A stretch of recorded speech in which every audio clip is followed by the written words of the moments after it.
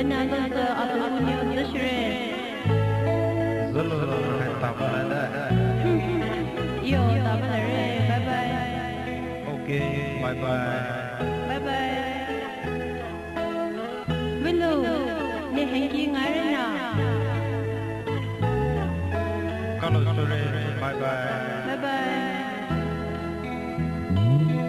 Rene, ne put bin rong arena.